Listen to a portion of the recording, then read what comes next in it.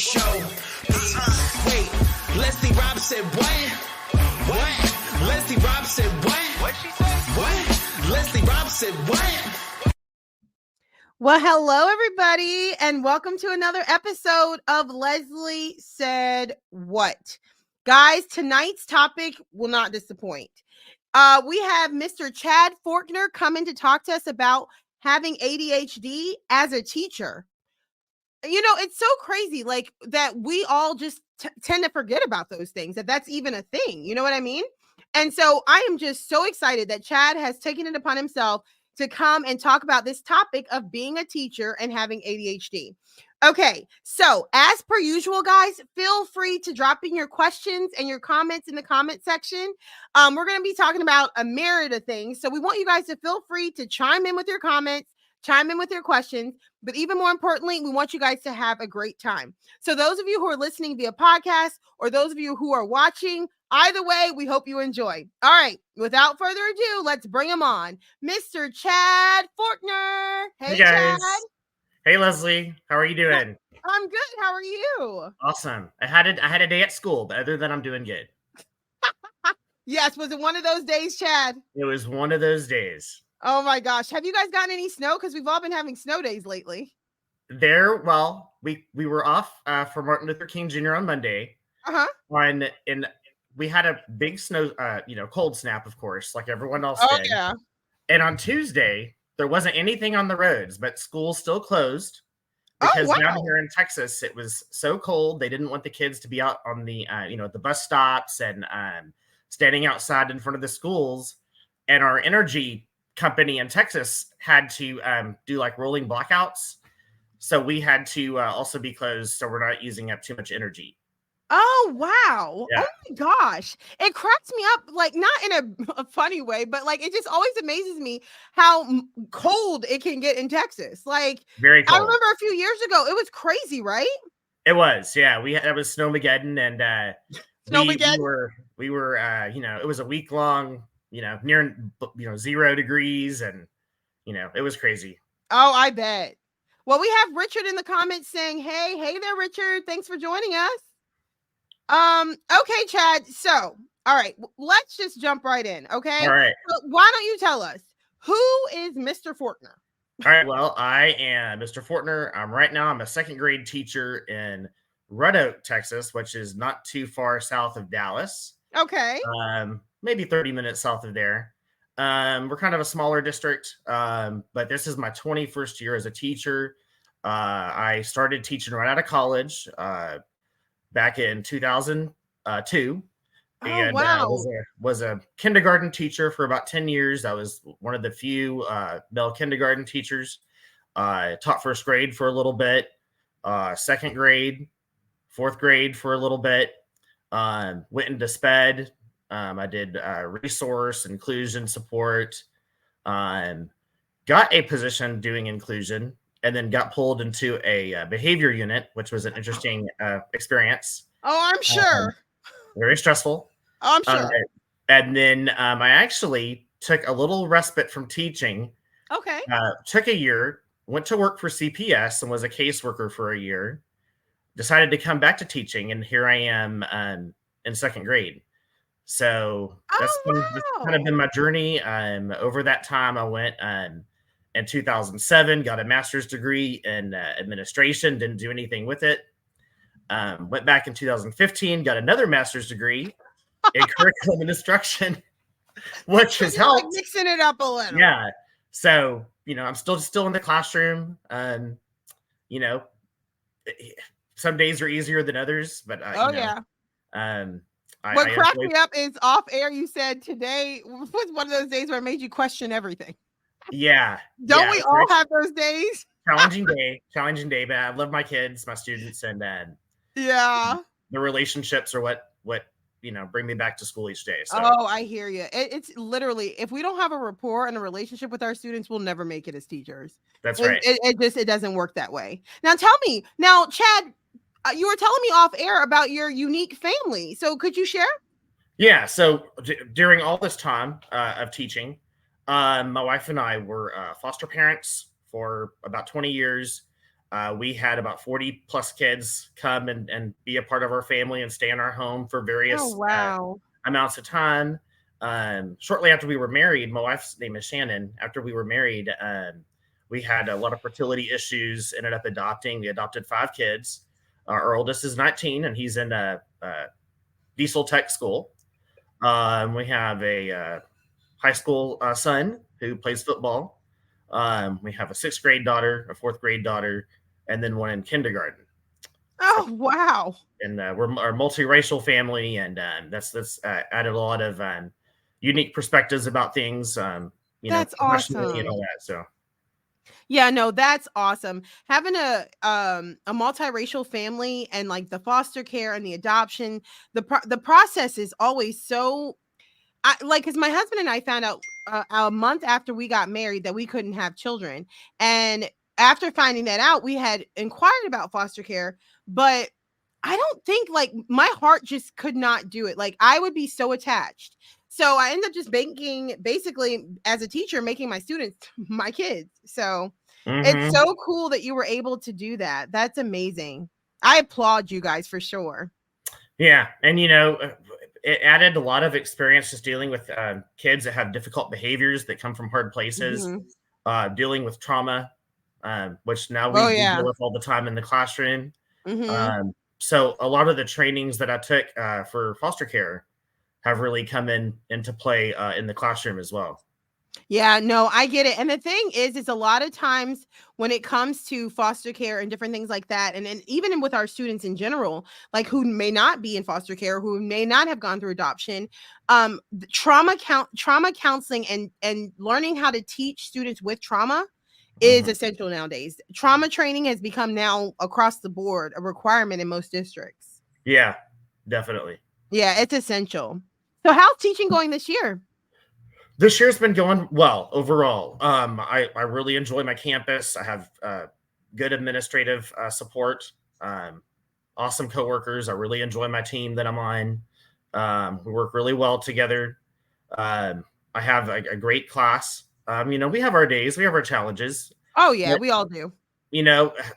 Some of my lessons may not be that great, but I try to focus on just connecting with the kids, building relationships. This will be talked more about when the ADHD part that we talk about, but my routines and procedures may not be the best, but they're ongoing and something I've always dealt with as a teacher, with having focus issues and ADD and all that. So, but I just try to focus on connecting and building relationships.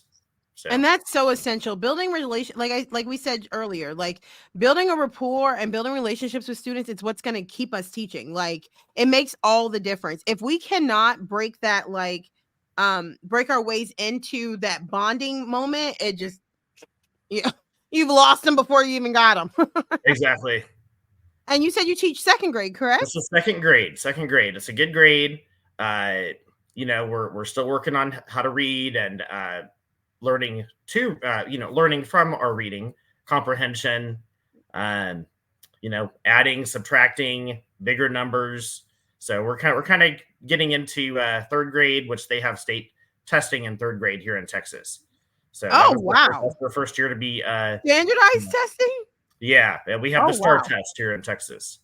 Oh my goodness, that's interesting. I'm sure that's a challenge. It is, yeah. So it's getting them ready for that. Yeah. Oh man, getting ready for state testing, I think across the board for all of us it's about that time.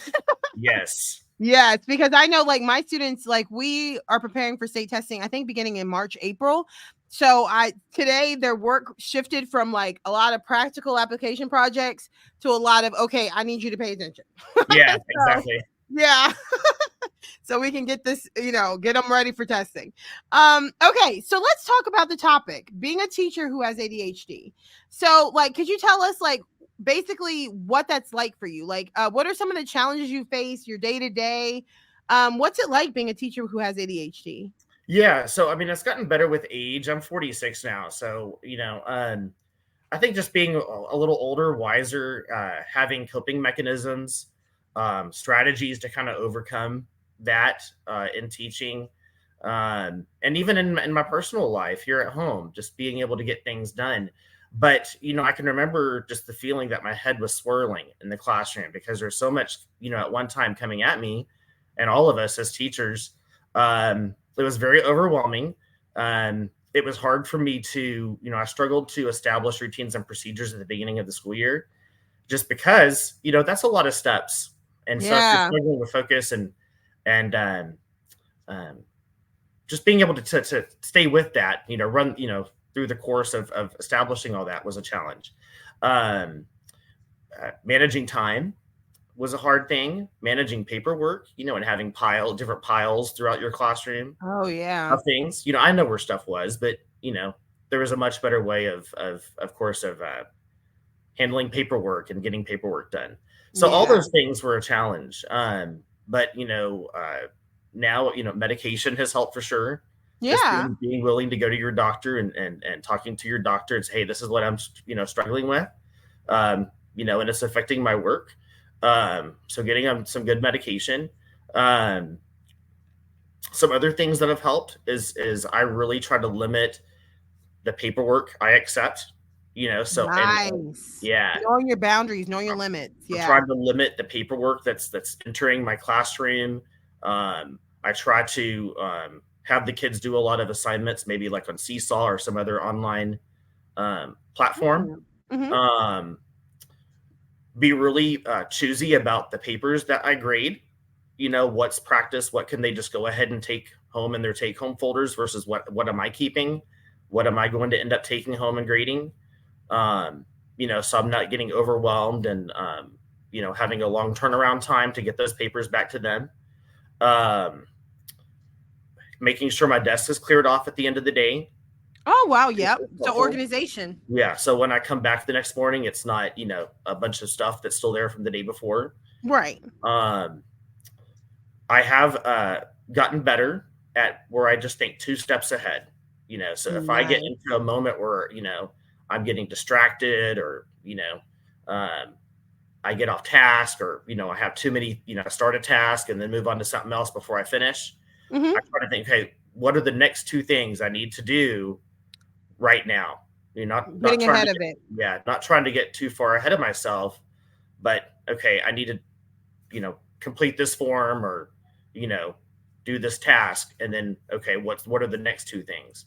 So that's been something that has helped. And then, I had mentioned before, my administrative team has been really supportive.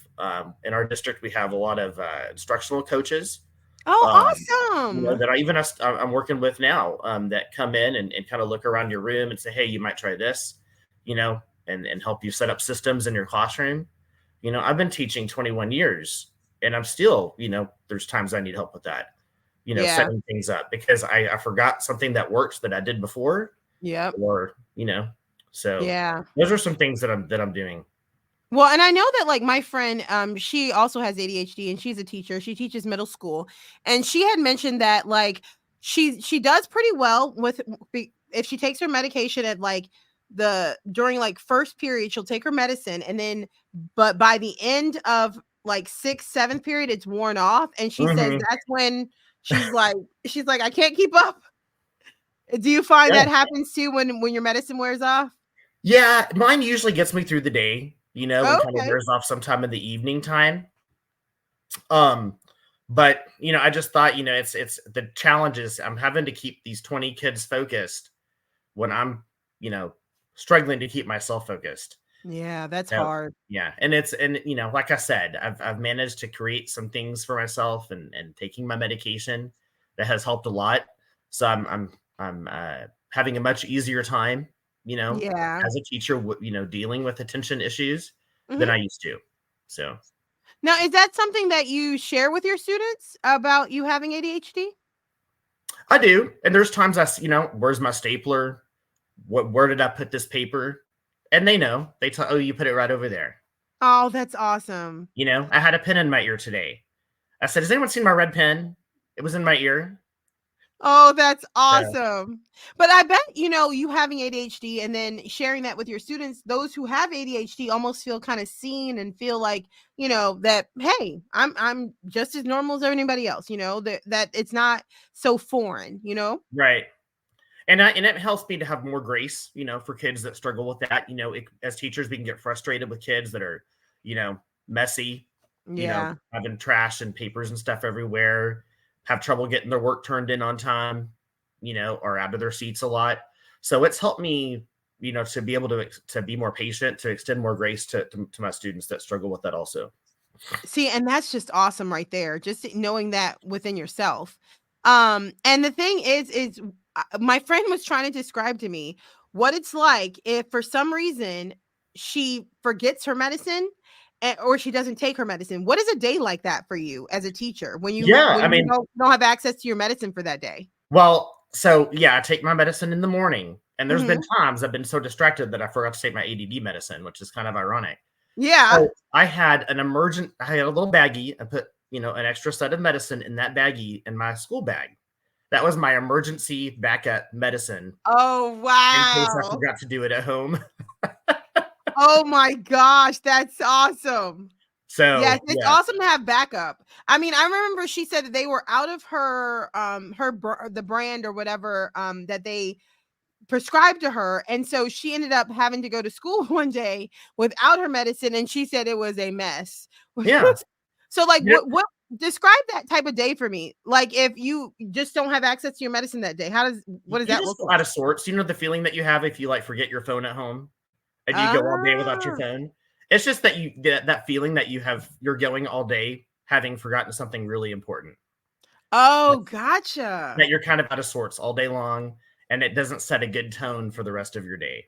So, Yeah, I'm sure that really throws you off. it Yeah. does. Yeah. Yeah. Now, how do you find or what do you see as far as challenges when it comes to like you were saying with papers? And so so is the challenge in the papers in of itself that like piling up or is it just trying to get them all done or what is it that you find a challenge in the paper is In the tangible past, or yeah, it's just like been like with grading papers, procrastinating, it getting kind mm, of overwhelming. So I've been better about, looking in my turn in basket, what papers are in there from the day, taking them home, try to get them done that night and get them back as soon as I can because I don't want papers stacking up too much for me to grade, you know, mm. uh, forms I need to fill out for the students and things like that. So I've just been trying to be better about getting whatever task needs to be done with those papers and getting them out of my possession and back to who they belong to. No, that makes complete sense. We have a question from Nessia. She says, "Does having ADHD help you deal with students who have ADHD as well better, or does it become overwhelming at times?" Well, I think it helps me be more patient overall. I have I can relate to what they're experiencing. So for sure, it helps me to go into a more coaching role, I guess, with them, and students that have a hard time managing their own papers or they have papers sticking out of their desk or you know accumulated a little trash throughout the day. I have a little waste basket right next to their desk. That's their own personal trash can, so they're not having to get up and throw papers away. They have a Nice. way to get rid of their papers they don't need anymore. Right there without having to get up. So that's just one little thing I've done to help students that struggle with that as well. Oh wow, that makes complete sense. And the thing is like knowing to do those small things that make such a large difference for those students with ADHD and you knowing and having that knowledge, I'm sure they're just grateful. I'm sure their parents are as well. I hope so. I hope so. Yeah. Okay, well, so tell us, now you were saying that with your foster student children and your children that you've adopted, having a multiracial family. Now what are some of the challenges that you guys faced in that? Because I know that you had, and guys, by the way, Chad says that if you have any questions about foster care or adopting, we're going to put his email at the end so that you can contact him in regards to that as well. I think it's just made me more racially aware, I guess. If Okay. that's the right way to phrase it, just to being more sensitive to racial issues that are going on. Because all of my kids are biracial and African American.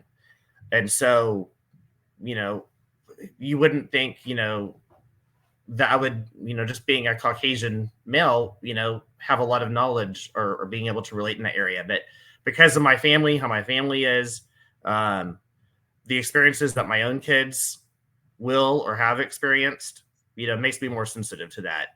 And That's awesome. I think it helps me in the classroom too. And so guys, when sometimes foster care can seem a bit scary for some people. Some people just don't have the education about it. Same with adoption. And so Chad said to feel free to reach out to him. His Facebook is Chad Forkner. For those of you who are listening via podcast and cannot see the screen. So it's Chad Forkner. And his email is chadeforkner@gmail.com. So feel free to reach out to him in regards to questions that you might have in regards to adoption or foster care. So Chad, before I let you go, I got 2 questions left for you. All right. This is a question I ask all teachers who come on. Teaching is a mission field. We have to be the hands and feet of Jesus. How do you see yourself doing that each day? When I was younger, I really felt a pull into ministry, and I felt like I had to work for a church, or I had to be a missionary and go to a foreign country to really make a difference. And it really didn't hit me until just a couple of years ago that I was already doing that in the classroom. Mm-hmm. Because if you think about it, our classrooms, are like a melting pot of all the issues and struggles going on in the world in our little classrooms. And so the kids, we don't know what their experiences are, what they're bringing each day when they come into the room. And a Christian teacher might be the only Christian that they have interactions with. True. Each day. Very true. So, we can't, preach the gospel in our classroom, but we can be an example. We can sow seeds. Jesus said to be the light of the world. We can be a light in our classroom. Mm-hmm. Talk about our own experiences. If the kids ask, what did you do this weekend? Oh, I went to church and I did this with my church. Yeah. Things like that. So, I think just going back into building relationships and rapport with your students, being open, telling them about what you're interested in, what you do with your, your own life, opens those doors. Yeah. For sure. And to their parents as well. This year, I've built really good relationships with the parents of my kids, and, and I'm open with them as well. So I think it's just being a light, to those, especially in this dark world. Yeah. Being someone that's positive in their lives. Yeah, I completely agree. And the thing is like you were saying, how, we need to be a light, and then also just showing them love. A lot of times we don't know where our kids, their backgrounds are from or what they go home to each day, but just showing them love. And like you said, being the light and the only Christian they may ever see. And like a lot of people say, we as Christians may be the only Bible they ever read. So we need to show them, the love of Jesus. So I couldn't agree with you more. Now, one last question. Any encouragement for fellow teachers who just want to give up? They're just over it. What encouragement do you have? I mean, I've been there. I left teaching and I went to do a different job for a year, and I came back. I would say just hang in there. If your school's not working out for you, if your district's not working out for you, there's lots of schools and lots of districts. Lots of grade levels. Try something new. Make a change for yourself. And once you get into that classroom, focus on building relationships and getting to know your kids. On Fridays, I try to do have lunch with some of my students. And that's awesome. Yeah, our kids are at different tables, and so this week it's this table's turn to have lunch with Mr. Forkner.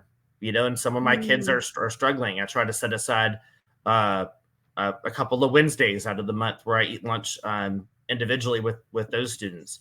So, I mean, it might be giving up a little bit of time, but just focus on building relationships. I think it'll make a difference.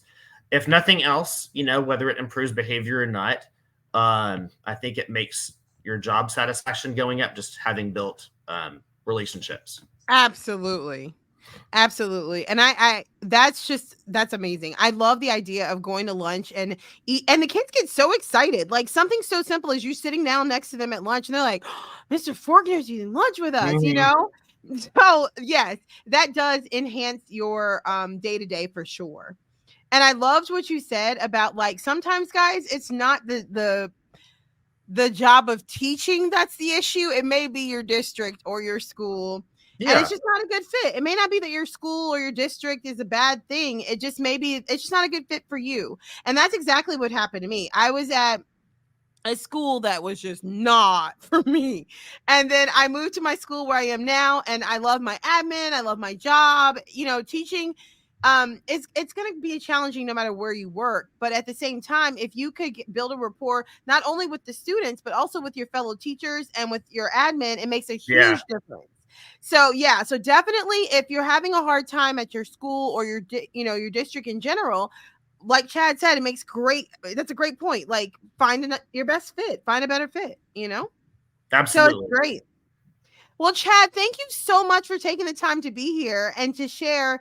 Oh my gosh, about having ADHD and being a teacher, because a lot of people just we don't think about it. Like when you reached out, I was like, oh my gosh, absolutely, that's a great idea. And Yeah. then the amount of teachers who were like, yes, because nobody talks about it. So Yeah, I'm for so sure. glad. Yes. Do you have any closing remarks before we go? This was a great way to close my day. I had a lot of fun. It was a blessing to be able to talk to you tonight. Well, I'm just so glad that you were able to be here. Guys, if you know a teacher friend who would be blessed by hearing this or would be beneficial, definitely tell them they can rewatch the episode on www.lesliesaidwhat.com, or it'll be available on all podcast channels as of tomorrow morning at the Leslie Said What podcast. Thank you, Chad, for being here. Thank you, Leslie. All right, guys. Well, I hope you guys enjoyed that episode just as much as I did. How amazing was it that Chad came and shared what it was like from the other side, being a teacher who has ADHD. A lot of times we tend to forget about those things, but it's essential that we all be informed. So it was just so good to hear his side and the challenges that he faces, and just the fact that he can have that better rapport with his students who also struggle with ADHD. So it was just a great episode. Well, guys, all right, Leslie Said What, season 4, episode 10 is out. Leslie Rob comedy.